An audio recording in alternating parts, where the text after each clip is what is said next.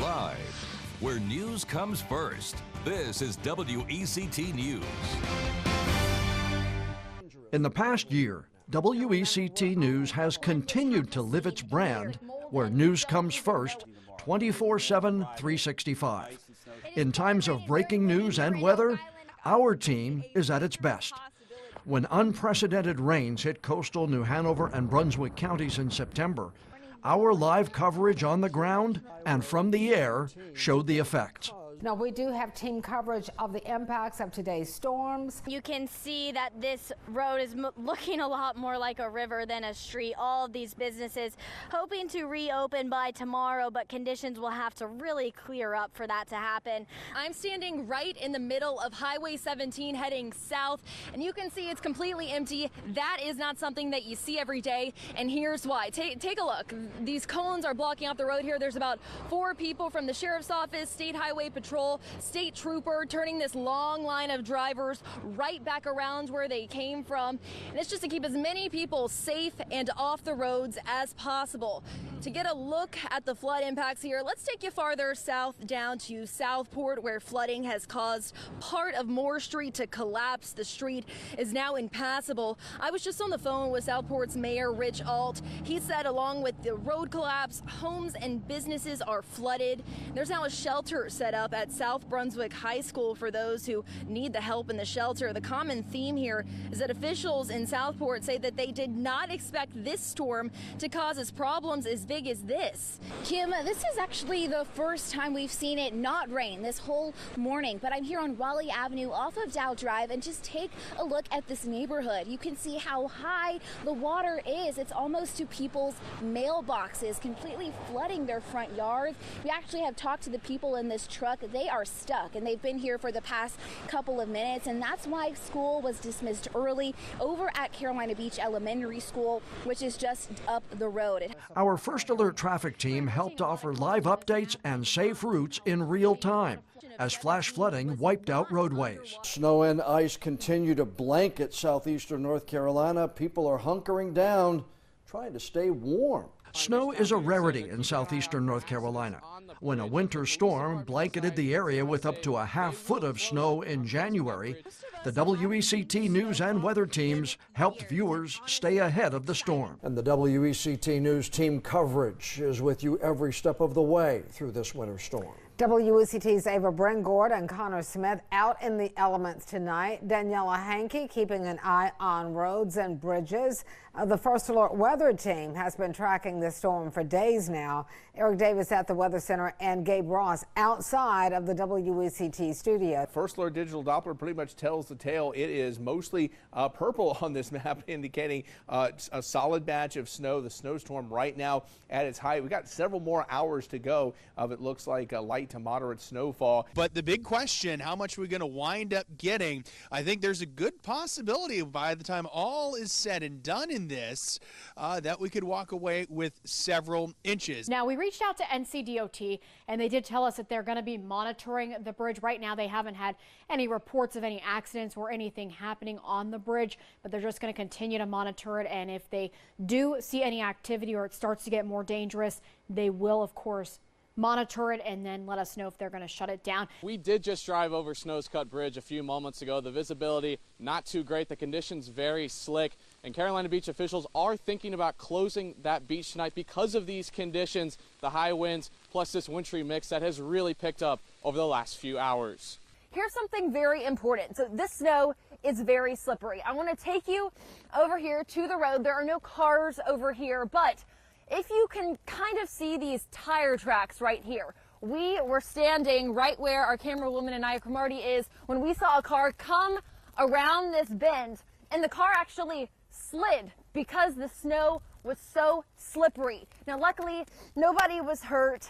No, the car wasn't damaged, but I could see kind of the terror on that man's face of, oh my goodness, okay. So that's just something to keep in mind.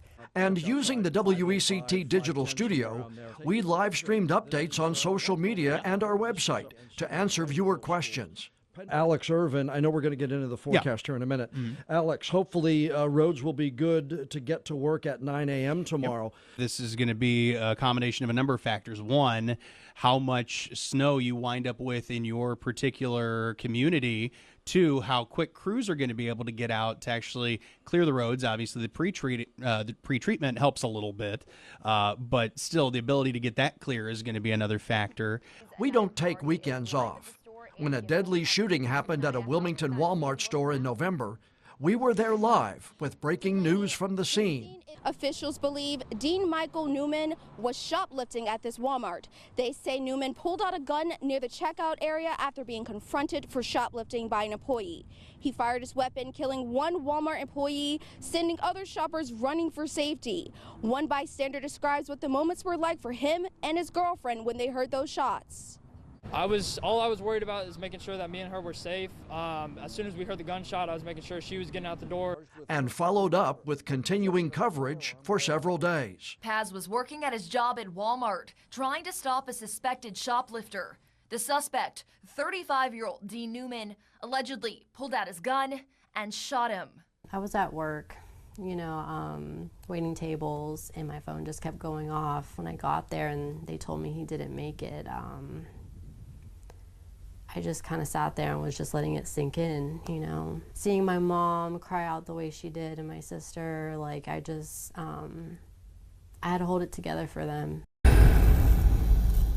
WECT's Investigates team uncovers new details and holds public officials accountable. Connor Smith talked to a former Wilmington police officer whose complaint against the chief led to a third-party investigation. We started digging and found Fanta wasn't the only one with stories of a toxic work environment inside WPD. In fact, a records request revealing over 200 departures from the department between July 2020 and this October. Nearly 80% of those departures, resignations. 4 of those officers who have left say burnout, poor pay, and mismanagement have led to retention problems during Williams' tenure.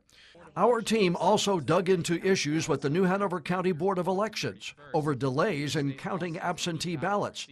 The issues resulted in an outside review of the board's actions and calls for improved transparency and accountability. Look, I think anyone that has been part of this in the County Board of Elections recognizes that they should have counted these ballots by the end of election night. The WECT First Alert Weather Team used its knowledge and experience to keep our viewers weather aware. First Alert Action Days let the area know when potentially dangerous conditions could arise, alerting viewers days ahead of any disruptive weather. Hello and welcome to Staying Ahead of the Storm 2025. Each year, our team produces Staying Ahead of the Storm, a news special helping to prepare families for the upcoming Atlantic hurricane season. WECT leads the way in community service projects to meet the needs of southeastern North Carolina. Well, it was another amazing year for Franz fans. The annual Franz Fans effort collected nearly 3,000 donated fans, which went to area seniors to keep them cool in the stifling heat. Weller's Wheels worked with the Salvation Army and gathered about 500 donated bicycles, helping to make Christmas brighter for needy children. Tonight we're getting a first-hand look at the situation in western North Carolina and how your donations are making an impact. When powerful Hurricane Helene brought historic and deadly flooding to western North Carolina, WECT jumped into action, producing Helping After Helene, a 30-minute news special highlighting the damage done by the storm and facilitating donations to the Red Cross to help the victims. In the end, we helped raise tens of thousands of dollars for the recovery efforts. Let's get out to Wilmington next. Hoggard and New Hanover meeting at Legion Stadium. Always one of those games we circle on the calendar. Friday nights in the fall means football. Even with a limited staff, WECT produces Friday Night Football, a 15-minute showcase chock full of highlights and scores from all area high school games. Our team made the trip to D.C. when the UNCW men's basketball team clinched its first trip to the NCAA March Madness tournament in 8 years. WECT's reporting team brings audiences the best in human interest stories. In the fall, he got some bad news, and he was like, I'm going to be on the transplant list again. And I just felt a call. Laura Akins, a PE teacher at Pender High School and a pastor's wife, says her faith told her she would be okay. I have a very healthy life, and I'm blessed beyond measure. But her former student, Khalid Beatty, would not be okay without another kidney transplant. Khalid was born with a chronic kidney disease. I was born with hydronephrosis. So basically that is where the urine from the kidney, from the bladder, goes into the kidneys, filters, and go right back into the kidneys. His now 8-year-old kidney is no longer doing what it needs to. A kidney transplant can last anywhere from 8 to 25 years, depending on whether it's a living or deceased donor. Laura was willing to give him one of hers and surprised him one day on the track. The artifacts that we dig up from the block down there will come up in buckets. You may drive by this brick facade on South Front near Market Street. Hidden in plain sight on the other side, there is an ongoing archaeological dig. I'm standing down here in the 1750s. This is John Schleier's baby, living a boyhood dream. His Public Archaeology Corps is a nonprofit with a volunteer army digging up dirt on Wilmington's history. And it kind of is a very human connection to the past. It is just amazing. And you can get in and you can dig, you can sift, you can separate artifacts and clean bones. Yes, ma'am. Here, touch it. I was at Starbucks on 16th Street across from Novant. A trip to Starbucks for Lori Rue, eventually turning into a story she wouldn't forget. I just noticed a shiny object in the corner of the parking lot. A 1938 Virginia Tech class ring. And I thought, this is a beautiful ring. A ring that probably meant a lot to the person who lost it. So Rue decided to track down the owner. Thanks to a magnifying glass and research online, she tracked it down to Wallace Garst, a man who had passed away years ago. The internet will tell you just about anything. The internet also told her Garst had a son, Larry Garst. I thought this has to be who had this ring. Her assumption proved to be right after coming across Larry Garst's obituary. So this was where it popped up online. With a picture of him wearing the ring. Mark Hester is the owner of the medicine shop. Tropical Storm Debbie brought over 1.5 feet of water inside of his business. I really didn't expect it to flood this time. When it comes, it's very quick. I mean, it goes from streets clear and then it's 2 feet in the street in seconds. Despite his best efforts to keep the rain and runoff out, the larger part of Main Street was left underwater. It's very heartbreaking for these businesses that worked so hard and called this place home.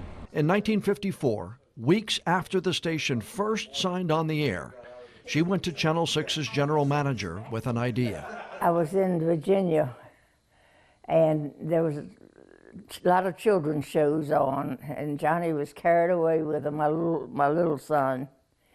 And when we got back home, I finally mustered up enough energy. I was asked Mr. Dunley if he had anything planned for children, a children's show. And he said, no, but are you interested? And right off I said, yes. I don't know how, but I didn't even hesitate. I said, yes, I am. And anyway, that's the way it got started.